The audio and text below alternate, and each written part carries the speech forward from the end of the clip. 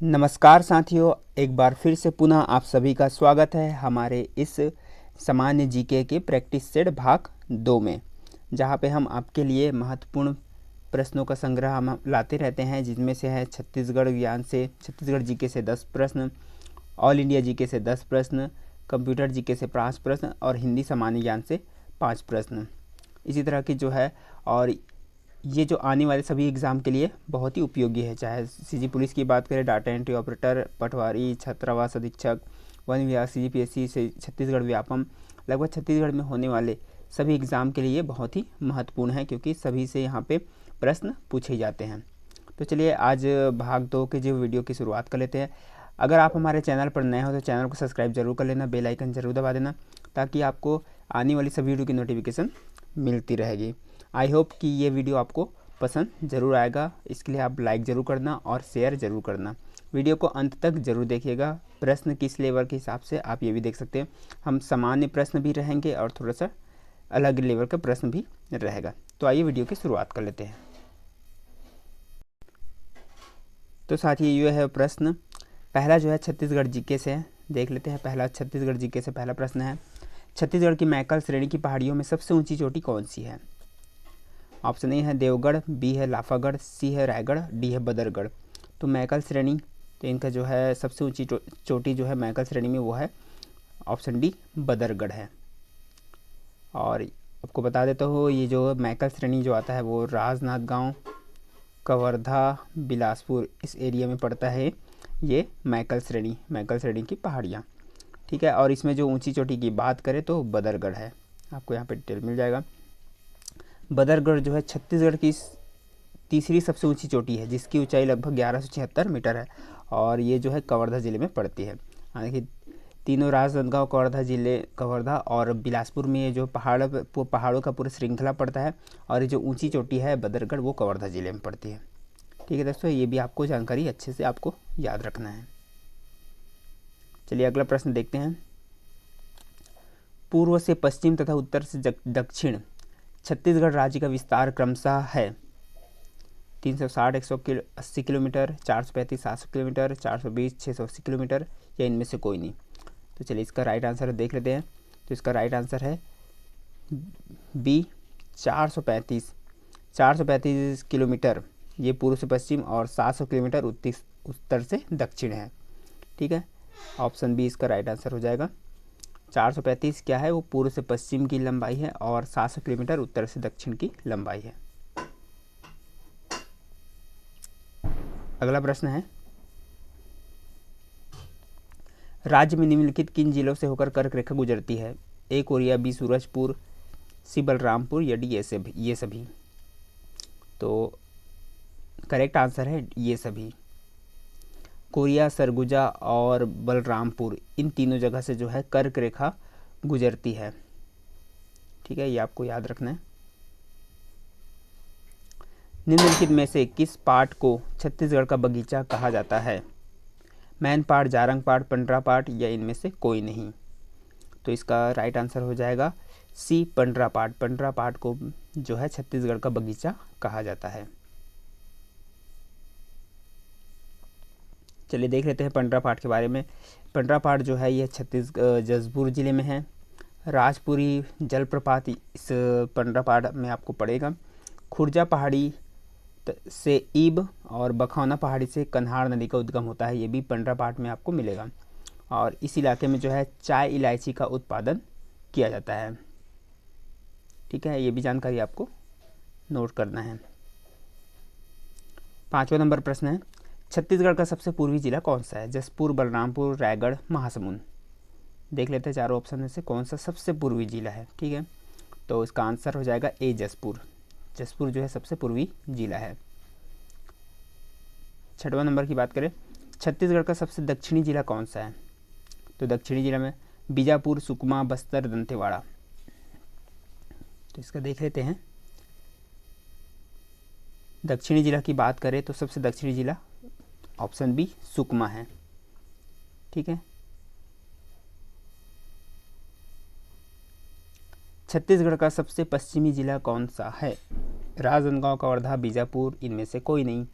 तो छत्तीसगढ़ का सबसे पश्चिमी जिला की बात करें तो वो है ऑप्शन सी बीजापुर है।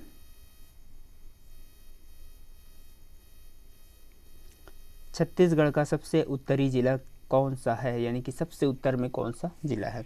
कोरिया, सूरजपुर, बलरामपुर, बिलासपुर। तो इसका राइट आंसर हो जाएगा ऑप्शन सी बलरामपुर। बलरामपुर जो है सबसे उत्तरी जिला है। 9वां नंबर प्रश्न है, अंतर्राज्यीय सीमा को सबसे कम छूने वाला जिला का नाम क्या है, या कौन सा जिला है? महासमुंद, राजनांदगांव, धमतरी, सुकमा। तो इसमें बोला जा रहा है कि अंतर्राज्यीय सीमा को, यानी कि किसी दूसरे राज्य, हमारे छत्तीसगढ़ जो है जितने भी राज्य को छूती है, तो उसमें से ऐसा कौन सा जिला है जो उस राज्य की सीमा को बहुत कम छूती है, यही पूछा जा रहा है। तो इसका राइट आंसर हो जाएगा धमतरी। धमतरी इसका राइट आंसर हो जाएगा। धमतरी जो है सबसे कम छूता है किसी राज्य के जिले की सीमा को। चलिए अगला देख लेते हैं 10वां। छत्तीसगढ़ के उत्तर पूर्वी सीमांत क्षेत्र में कौन सा मैदान है? यहाँ पे बोला जा रहा है उत्तर पूर्वी सीमांत क्षेत्र में कौन सा मैदान स्थित है? रिहन का मैदान, कन्हार का मैदान, सरगुजा का मैदान, कोरबा का मैदान। तो इसका राइट आंसर हो जाएगा ऑप्शन बी कन्हार का मैदान, ये इसका राइट आंसर हो जाएगा। तो चलिए ये ख़त्म होता है छत्तीसगढ़ का प्रश्न, छत्तीसगढ़ के जो 10 प्रश्न थे। अब चलते हैं हम ऑल इंडिया जीके में, देख लेते हैं इसमें से जो भारत का सामान्य ज्ञान है उसमें से। तो पहला यहाँ पे आपको दिख रहा होगा, ये है संविधान से प्रश्न। मंत्रिमंडल शब्द का उल्लेख किस अनुच्छेद में है? आपको देखना ये प्रश्न है, मंत्रिमंडल शब्द का उल्लेख किस अनुच्छेद में है? ऑप्शन चलिए देख लेते हैं। अनुच्छेद 356, 235, या 352 या 75, ये सभी अनुच्छेद है। तो इसका राइट आंसर हो जाएगा 352। जो मंत्रिमंडल शब्द का उल्लेख है वो अनुच्छेद 352 में है। अगला प्रश्न है, मतदाता की आयु 21 वर्ष से घटाकर 18 वर्ष की संविधान संशोधन द्वारा की गई, यानी कि 18 वर्ष की संविधान संशोधन, यहाँ पे थोड़ा प्रश्न थोड़ा मिस्टेक हो गया, यानी कि मतदाता की आयु जो है पहले 21 वर्ष थी, तो इसे घटाकर 18 वर्ष किस संविधान संशोधन द्वारा, ठीक है, किस संविधान संशोधन द्वारा की गया? 61, 62, 63 या 64। तो इसका राइट आंसर हो जाएगा 61वां संविधान संशोधन। कौन सा नंबर पर? 61वां संविधान संशोधन हुआ जो 1989 में हुआ था, ठीक है। 61वां संविधान संशोधन के तहत जो है मतदाता की आयु 21 वर्ष से घटाकर 18 वर्ष कर दिया गया। तीसरा प्रश्न है, भारत के प्रथम वायसराय कौन थे?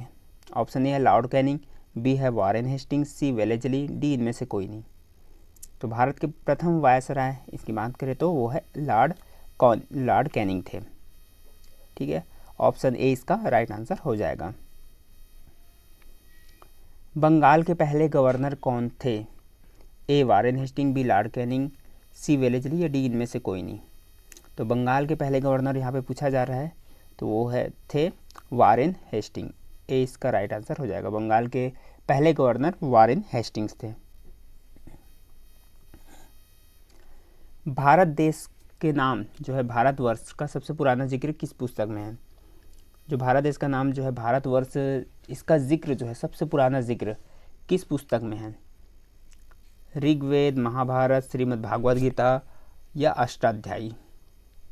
ये काफ़ी इंपॉर्टेंट प्रश्न है, देख सकते हो आप। तो इसका राइट आंसर हो जाएगा अष्टाध्यायी, ठीक है। अब देख लेते हैं अष्टाध्यायी के बारे में थोड़ी सी जानकारी।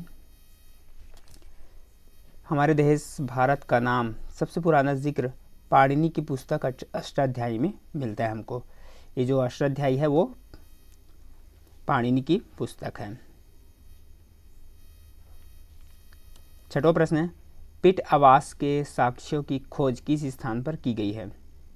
लोथल और कारीबंगा, बुर्ज होम और गुफ कराल, रोपड़ और रंगपुर, इनमें से कोई नहीं,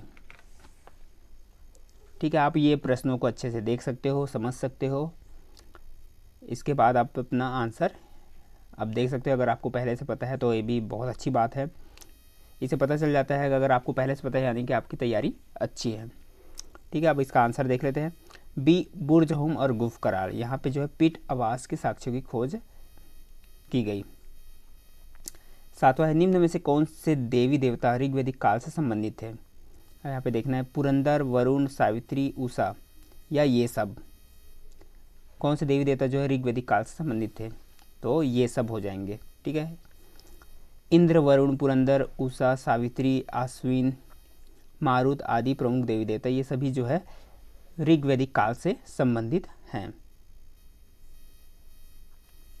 8वां प्रश्न है गुप्तकालीन साहित्य का स्वर्ण युग किसके समय को कहा जाता है। ठीक है, गुप्तकालीन साहित्य, यहाँ किसकी बात करें, गुप्तकालीन साहित्य का स्वर्ण युग किसके समय को कहा जाता है। ऑप्शन में है चंद्रगुप्त प्रथम, बी चंद्रगुप्त द्वितीय, विक्रमादित्य जिनको कहा जाता है, सी स्कंदगुप्त या डी कुमारगुप्त। तो चलिए इसका राइट आंसर हम देख लेते हैं। इसका राइट आंसर हो जाएगा चंद्रगुप्त द्वितीय विक्रमादित्य। इसके जो है काल को साहित्य का स्वर्ण युग कहा जाता है। आप यहाँ पे देख सकते हो चंद्रगुप्त द्वितीय विक्रमादित्य के समय कालिदास जैसे कवि और विद्वान थे, इस कारण उसके समय को साहित्य का स्वर्ण युग कहा जाता है। अगला प्रश्न है भारत में प्रथम सैन्य शासन किसने शुरू किया। भारत में प्रथम जो है सैन्य शासन किसने शुरू किया, यवनों ने, शकों ने, कुषाणों ने या पठानों ने। ये सभी विदेशी शासक हैं, तो इसका राइट आंसर हो जाएगा यवनों ने। प्रथम सैन्य शासक जो है यवनों ने शुरुआत किया। 10वां प्रश्न है वैदिक काल में आख्यानी किसकी देवी थी, शांति, त्याग, वन या नदी। तो इसका सही आंसर हो जाएगा वन देवी। आख्यानी जो है वन की देवी थी, ये ऑप्शन सी इसका राइट आंसर हो जाएगा। तो चलिए यहाँ पे जो है हमारा जो है ऑल इंडिया जीके से भी यहाँ पे प्रश्न समाप्त होता है। चलिए अब अगला देख लेते हैं कंप्यूटर जीके। ठीक है, कंप्यूटर जीके देख लेते हैं। निम्न में से कौन इनपुट इकाई है, पहचानना है हमको किसको इनपुट इकाई बोला जाता है। माउस, कीबोर्ड, स्कैनर या इनमें से सभी। तो जिसके द्वारा हम जो है कंप्यूटर में हम कुछ इनपुट करते हैं तो उसी को जो है इनपुट इकाई बोला जाता है। ठीक है, यहाँ पे यही पूछा जा रहा है इनपुट इकाई क्या है। तो माउस, कीबोर्ड, स्कैनर हम इन तीनों से ही हम इनपुट करते हैं, इसलिए ये सभी है। ऑप्शन डी इसका राइट आंसर हो जाएगा, यानी कि सभी। अगला प्रश्न है 1 किलोबाइट। 1 किलोबाइट यानी कि 1 KB कितने बाइट के बराबर होते हैं। 1024 बाइट, 1024 मेगाबाइट, 1024 गीगाबाइट या इनमें से कोई नहीं। तो 1 KB जो है इसका राइट आंसर हो जाएगा 1024 बाइट, यानी कि ऑप्शन ए इसका राइट आंसर हो जाएगा। 1024 बाइट में 1 किलोबाइट यानी कि 1 KB होता है। ठीक है, तीसरा प्रश्न है 1 मेगाबाइट यानी कि 1 MB कितने बाइट के बराबर होते हैं। ऑप्शन आपको दिख रहा होगा 1024 KB, 1024 MB, 1024 GB या 1024 TB। इसका राइट आंसर हो जाएगा ऑप्शन बी 1024 MB में 1024 KB में ए। ऑप्शन ए इसका राइट आंसर हो जाएगा। यहाँ पे 1024 KB में 1 MB होता है। ठीक है, इसमें कंफ्यूज मत होना। यहाँ पे क्या पूछा गया था, यहाँ पे पूछा गया था 1 KB, तो 1 KB जो है 1024 बाइट में होता है। और यहाँ पे पूछा गया है 1 MB पूछा गया है, तो वो 1024 KB में होगा। चौथा प्रश्न है 1 GB कितने बाइट के बराबर होते हैं। तो 1 GB जो है यहाँ पे 1024 मेगाबाइट के बराबर होता है। ठीक है, बी इसका राइट आंसर हो जाएगा। यहाँ पे देख सकते हो।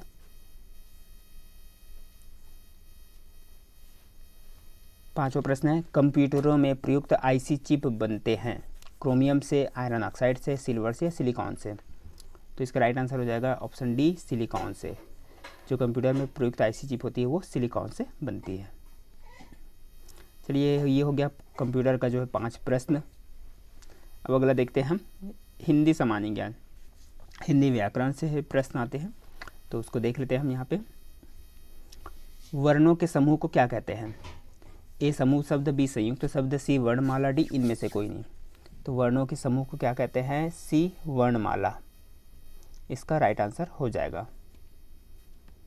अगला प्रश्न देख लेते हैं छत्र, ये तीनों कौन सा व्यंजन है? छत्र, ज्ञ और ज्ञ। संयुक्त व्यंजन, उष्म व्यंजन, वर्गीय व्यंजन, इनमें से कोई नहीं।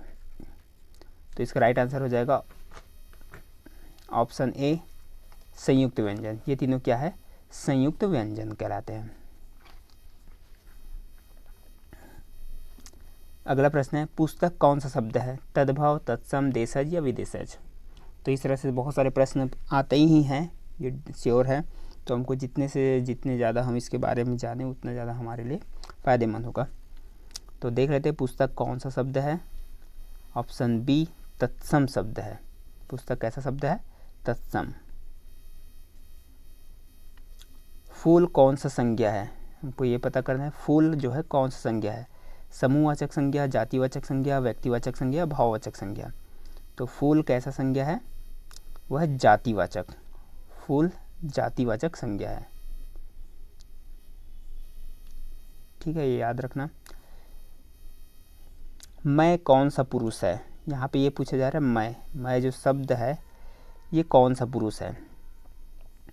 ऑप्शन ए है उत्तम पुरुष, बी है मध्यम पुरुष, सी है अन्य पुरुष, डी इनमें से कोई नहीं।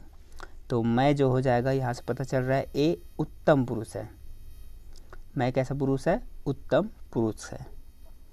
तो ये हो गया जो दोस्तों आज का जो है इम्पोर्टेंट जितने भी 30 प्रश्न थे, जिनमें से अलग अलग सब्जेक्ट से संबंधित थे। तो आज के वीडियो को देखने के लिए बहुत बहुत धन्यवाद। चैनल को सब्सक्राइब जरूर कर लेना ताकि आपको आने वाली सभी वीडियो की नोटिफिकेशन मिलती रहे।